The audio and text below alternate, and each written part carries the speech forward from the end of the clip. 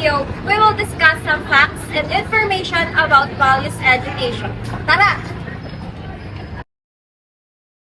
Values education, as a part of the school curriculum, is the process by which values, attitudes, and habits are formed as the learners interact with this environment under the guidance of the teacher.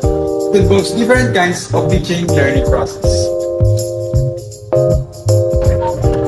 First, in terms of subject matter, values has direct and immediate relevance to the personal life of the learner. Second, the process involves not just cognitive but all the faculties of the learner. The teacher must appeal to the heart and to the total human person instead of only the mind.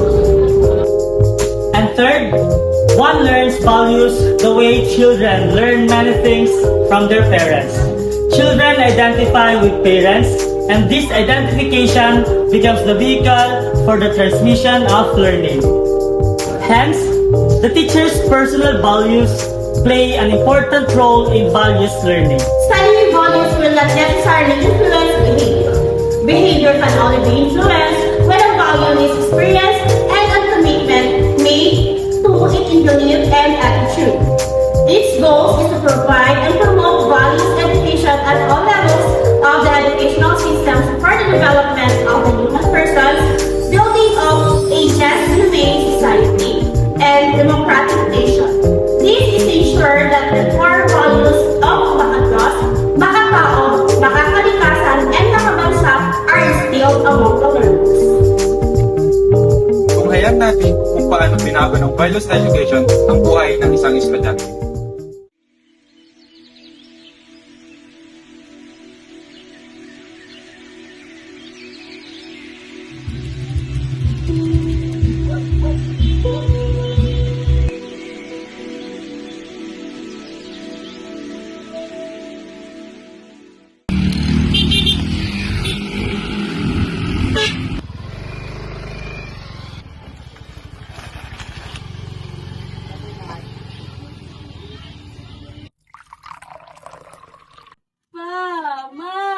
Ano ba? Tumigil! Dito ka na pala. Oh, shot mo. Buka mo na, nak. Upo mo na. Talagyan natin. Punta tayo ha. Ano ba? Tumigil ka na. Ano ba kasi ang tumingingay mo naman? Baka wala na naman ang ulam. Gutom na kami. Yan, pera mo yan. Sinira mo yan. Anong pera? Naubos yan? kanina sa sugal. Ano ba yan? Wala.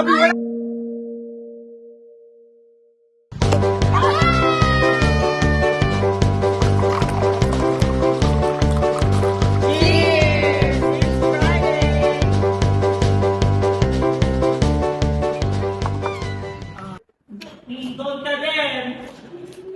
Morning, what's happening? Pango! Morning, class! What's happening, Mr. Ragayan? Ma'am, siya po. So, class, ano ang ulit ang mga uri ng pambubulas? Mary Ann?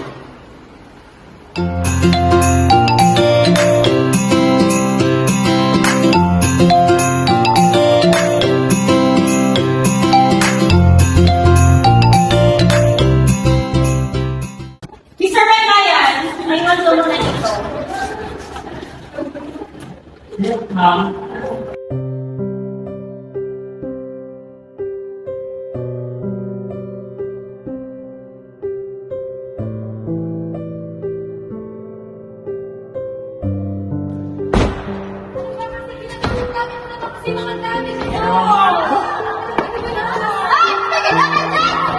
cheers! It's Friday!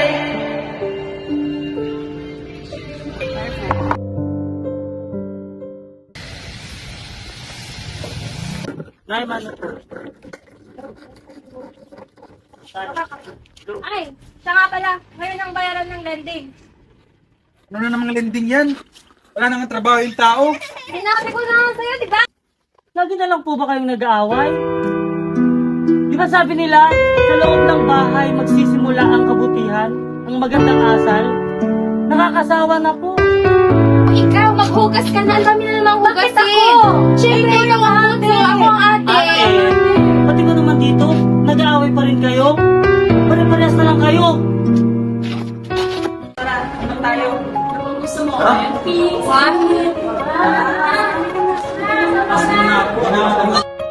Alam niyo ba na ang pag-inom ng alak at paninigarilyo ay nakakasama sa ating kalusugan? Iniiwasan niyo na.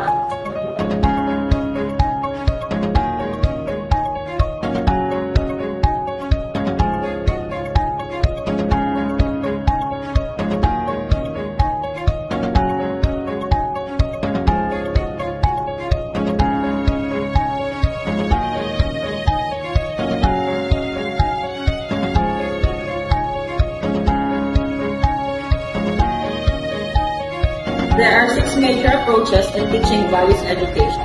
One of them is the values inculcation approach. It is to instill and internalize certain values in students, to change the values of the students so they more merely reflect certain desired values. Another approach in teaching values education is the clarification approach. To help students to become aware and identify their own values and those of others. To help students communicate openly and honestly with others about their values.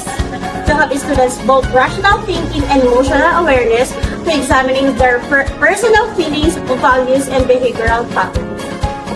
Values integration is about teaching students how to use their knowledge to better themselves and the society.